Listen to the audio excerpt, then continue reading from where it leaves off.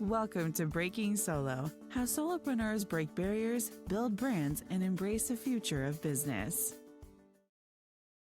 Hello, everyone. Welcome back to another episode of Breaking Solo.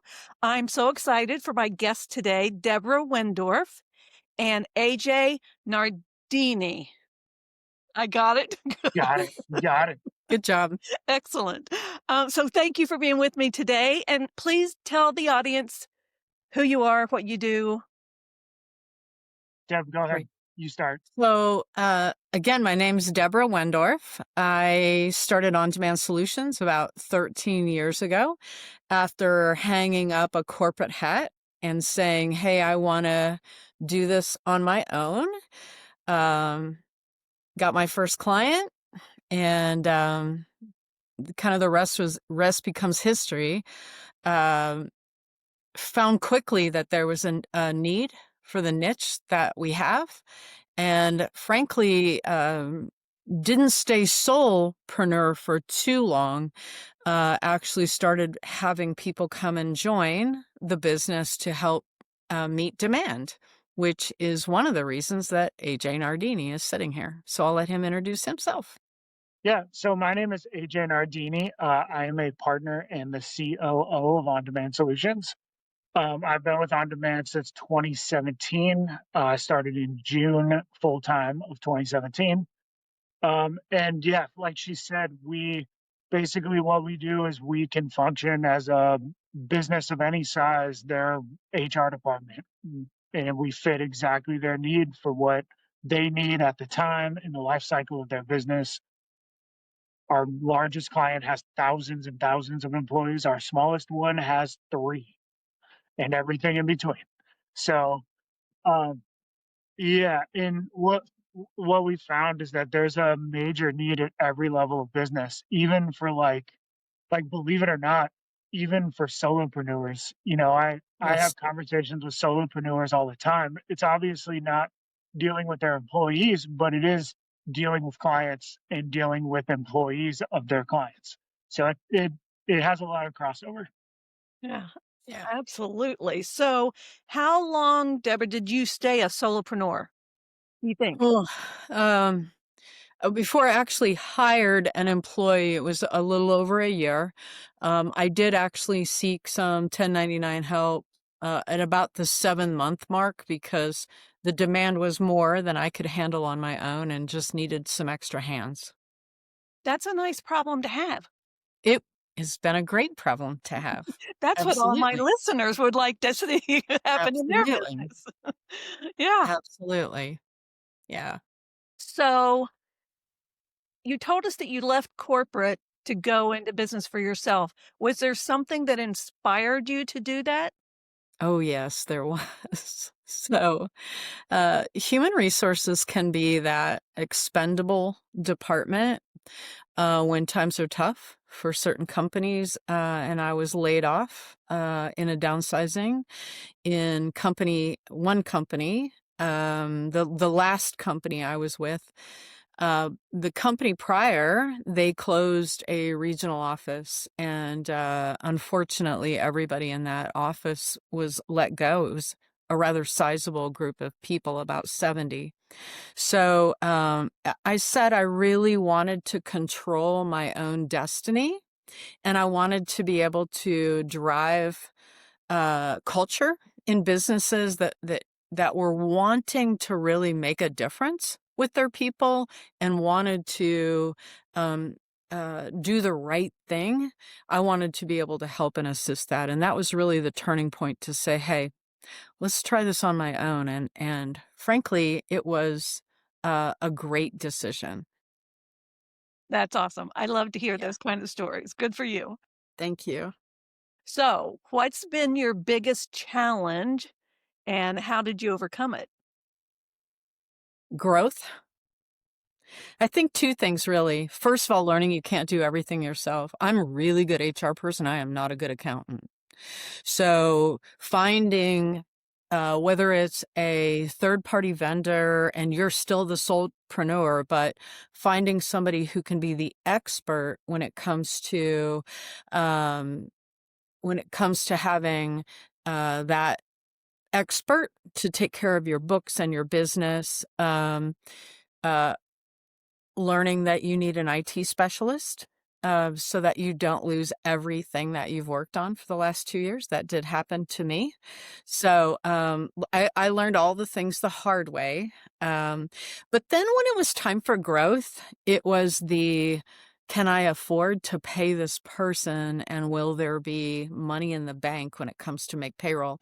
And it took a while before I could sleep at night. I would say probably 3.5 years before I was like, okay, I think we have it. So yeah, challenging, Yeah, that's challenging. All right. challenging. Yeah. So was AJ one of the first? He was one of the key firsts. We actually have one individual who has been in the company longer than AJ. And she was an employee in my last corporate role, of which I had a commitment from them not to take anyone for 2 years. I called them the week before that commitment was up, and she started 2 weeks after the commitment was up, and she's been with me the whole time. And then really, frankly, the key person coming in then was AJ, and has made a significant impact in the growth of the business. Awesome. Yeah. It's good to have an AJ. Oh, everyone should have an AJ. I'm telling you, it's the best thing. Absolutely. Some of That's the time. awesome. Yeah. Okay, so how did you decide on your unique niche in the market? So I came out of the franchise community. So I was working in quick service franchising, and I worked on the corporate side as well. So I had the ability to be the franchisor from an HR perspective. And you can't help a franchisee with issues that they may be having because of dual employership.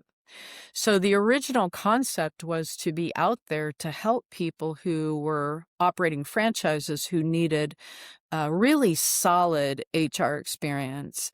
And a lot of times those franchisees can't afford full-time work, Right. but would like to have that expertise of a chief people officer that can also handle it all the way down to the basic administrative needs. And that was really the concept, was to be able to offer that.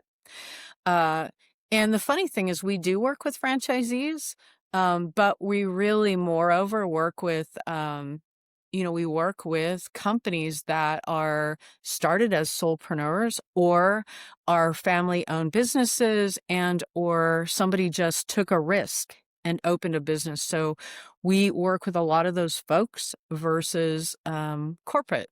And we do some franchising, but for the most part, we work with individuals who, have gotten to the point where they just need solid HR advice. So was there something specific that took you in that direction rather than, since you had the experiences in franchising, was it that you went with the basically small business owner? Yeah, I saw a need, really. I talk about niches. There was a need there. And yes, you can hire the the online HR companies. You can invest through your payroll system for HR people. But what you can't buy in those scenarios are people who truly integrate right into your business. So I become the HR person, even if it's 15 hours a month. They see Deb as an extension of the company. And in most cases, our employees that we work with don't even know that we're a third-party vendor. So I'll wear the logo shirts. I will see them in their business. When they call, I have their names programmed in, all the high-level people programmed into the phone so I can answer it just as though I work directly in their business day in, day out. That's amazing. Good for It's you. really fun. I bet. It's really fun. That's crazy. So what strategy did you use to differentiate yourself from your competition? frankly, and AJ will tell you this, I am relentless with customer service. So we have to be better than anyone else out there, than in-house HR, than the I call them the phone a friend HR. Like, we have to be the person they can count on at 2 o'clock in the morning when your business is robbed. Or we had a circumstance just a week ago where it was a Sunday night where AJ called me and said, hey, there's a business on fire. And we needed to be available for the employees who were concerned about whether or not they were going to be able to go to work the next day. So we really have to be that partner for the business owner that knows we always have their back and we're always available to help serve them. And we've differentiated ourselves all along the way from day one all the way till now with unbeatable customer service. That's amazing. That reminds me of the book Unreasonable Hospitality, where they just look at every tiny little thing to try to improve the customer experience. Absolutely. Absolutely. When you're in crisis, you need a partner you can count on that has the answers, frankly, Yeah. to get you what you need at the moment that you need it. So I have to ask, the business, did nobody got hurt in the No, fire? everything was fine. They were able to Good. open up the next day, a little bit of fumigation. Yeah. One person spent 2 hours in the emergency room for smoke inhalation. Yeah. But other than that, they were perfectly fine. They opened the next day. They just didn't run that machine the next day. The fire department came out, cleared them to work the next day. Everything was fine. I think that guy suffered smoke inhalation because he wouldn't leave his piece of equipment on fire. He was so dedicated, and the fire department had to force him to leave the building. Now that's dedication. Yeah, for sure. Yeah, we try to teach people, it's on fire, you get out. Yeah, that's You don't wait, you get out. what we did. Yeah. Yeah. Really? Yeah. So let me ask you this, and you may not be experiencing this now because you've went beyond being a solopreneur, but do you see any industry trends that you think solopreneurs should be paying attention to right now? AJ, I'm going to let you answer that. Absolutely. The big trend right now, the hot topic's AI. I've actually had some conversations with some people that are like AI consultants, that kind of thing. Businesses need to be very careful with it. Yes. The way I explain it to people is it's kind of like the internet was in the early 90s, where everybody knew it was coming and everybody knew that it was going to change our lives, which AI is going to, if we like it or not. It's going to, and it already has started doing that, just like the internet did in the early 90s. But you have to be realistic about it. You have to put some rails on it, and you have to know what you're getting yourself into. And a large part of it is figuring out how exactly you can harness that and use it moving forward. One thing, Devin, I see a lot is from an HR perspective, people trust AI to write their employee handbooks or do offer letters or something like that that is compliance related. And AI is not correct when it comes to that. So you still need to have an expert like us or somebody in your business to be able to decipher what is correct and what is not. Absolutely. We actually had a client of ours that was using AI to sort through resumes. And they asked AI to kick out every person that could have extended leave time over the course of the next 6 to 18 months. And basically, what they did is they kicked out every female between the ages of 19 and 40 because they're in childbearing years, which is then discrimination.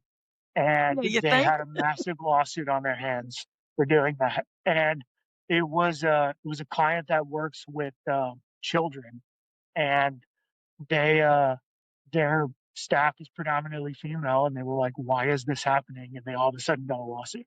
So They were not a client of ours when all that went down, and they're a client of ours You're after a all client of that ours happened. now. Yeah. Yeah, Yeah. because they So see how important it is to be. exactly. So it's all about knowing what it is and how to go about it and how you can use it in your business from an AI perspective. But the next big trend, and it's not a secret, it's AI. Yeah. Yeah. So I learned the other day that you have to tell AI not to infer any facts in what they deliver back, what it delivers back to you, because it does. It looks at things and says, oh, well, then this should probably be true, when in Yeah. fact it's not. Yeah. Well, about a month, 2 months ago, the CEO of ChatGPT came out and said how surprised he was that people actually trust what it says. Yeah. So when the CEO of the company is saying that, everybody should probably be careful. Yes, pay So, attention, folks. yep, Trust me, it's a great tool. You just have to proof it. You have to ensure that what it's putting out is real. So, great new thing, but not perfect. Can also get you in a lot of trouble, especially if Yeah, you ask it to get rid of anybody that could take time off. exactly. absolutely. Absolutely. Okay, so tell me what's one tool, app, resource that you absolutely can't live without in your business. And you probably both have different ones. I'm excited to hear Deb's. I'm AJ's gonna laugh, right? We use a tool called Monday.com, I was waiting to say that. Yeah, and it if you're not familiar with Monday.com, what it does, it allows you to keep track of how your time is used. And it's really wonderful for us because we're jumping constantly from one client to the other. And similar to what an attorney does, not that we bill like an attorney, but we're able to say, hey, we did this on this time for this specific client. And it keeps a record of what we do and how we help them. And I really didn't want to do it when AJ instituted it in the business because, I'm the old goat, right? I don't need that. But what I learned really quickly was that it was really beneficial, really for the client to be able to say, hey, here's what we got done. This is how we did it. And it was also a great method for us to track over the course of a year's time what we've been able to accomplish for a given client. So we have to have that in our business. It's really important. That's awesome. yep. Yeah. From a day in, day out task perspective, we use Canva a lot. It's free. Yes. I know a lot of people know about Canva now. It's a design program. Lately too, to do like videos and stuff, to be able to post stuff online. I know I talked about AI, but I use two tools. One of them is called Descript, Descript. Basically, what it does is it automates the process to put in the the words at the bottom of a TikTok or a video or something like that. You're required a lot of times by law because of ADA to do that, depending on where you're posting and how you're posting. And then the other one is called Metricool. And basically, what it is you can schedule out your social media postings. So you can schedule out your LinkedIn, you can schedule out your Instagram, Facebook, whatever it is, and it's free. Up to a certain amount, obviously, they have a premium option that's like $100 a year, something like that. But both of those have been really good tools to help specifically with like marketing type of stuff, business development type of things, help automate the process. That's awesome. I had not heard of the last one that you mentioned. I've Mhm. never heard that Yeah, before. there's a bunch of them out there. There's another one called Buffer that I've Yeah. used in the past. Yeah. Buffer's pretty good too.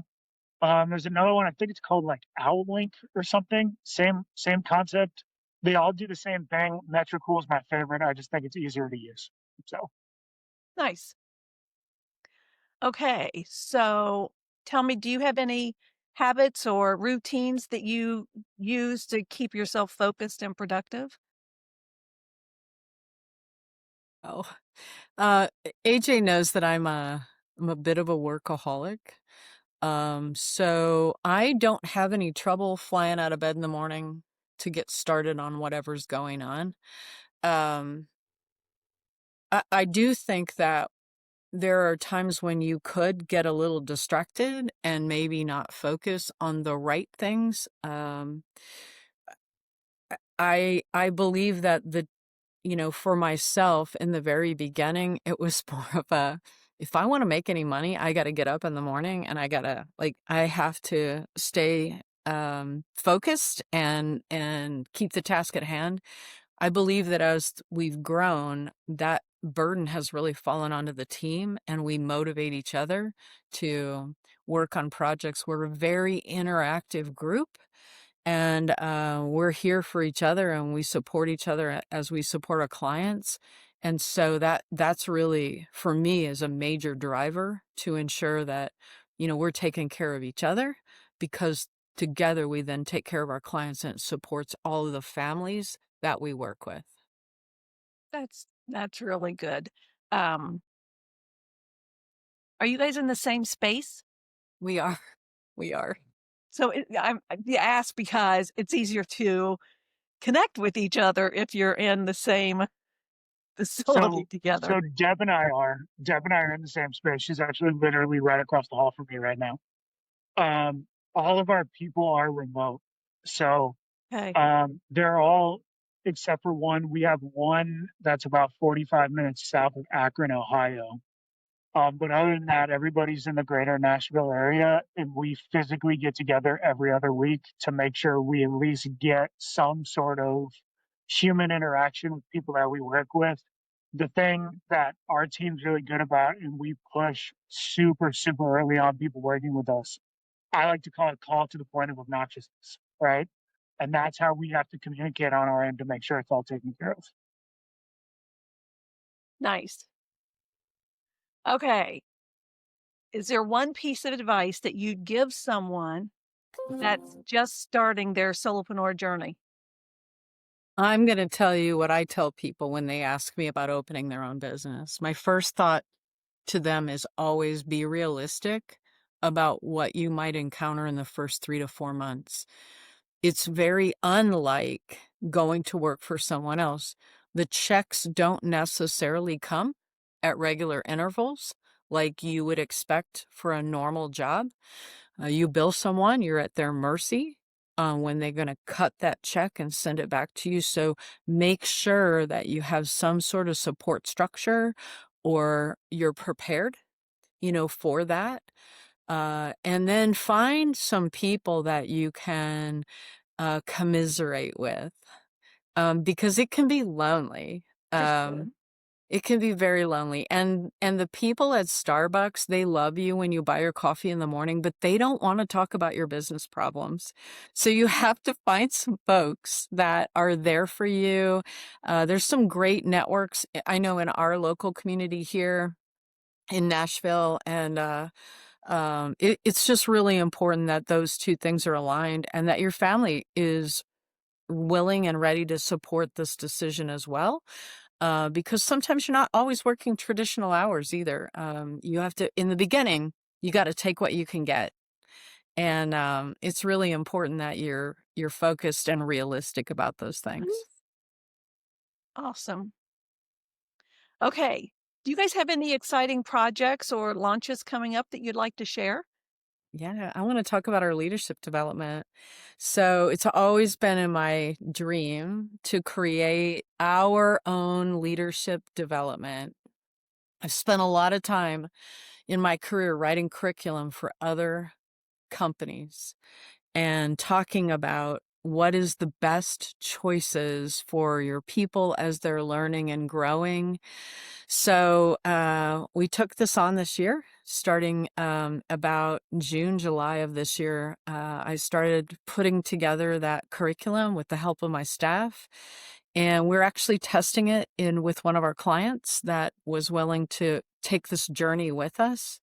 And it's really fun to see it come together. We hope to be able to do a public launch with it right around the first of the year, and be able to take things that are really have been proven throughout my career and been able to watch people grow and develop in very practical manner, So it's going to be exciting to see where that goes and being able to help people with real, true, proven opportunity.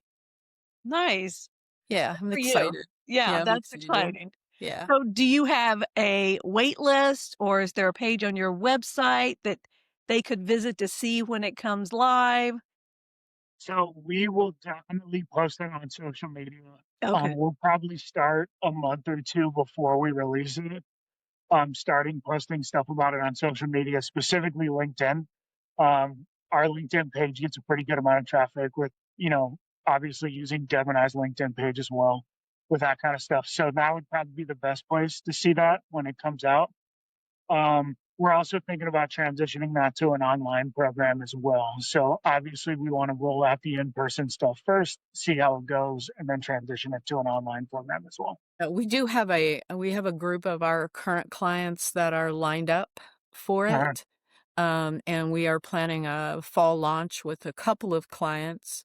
But we're planning on a full on, both public and full client launch first part of the year. It's awesome. So where can everybody connect with you and learn more about what you do? I'm going to let AJ take this. Best place to do it's LinkedIn.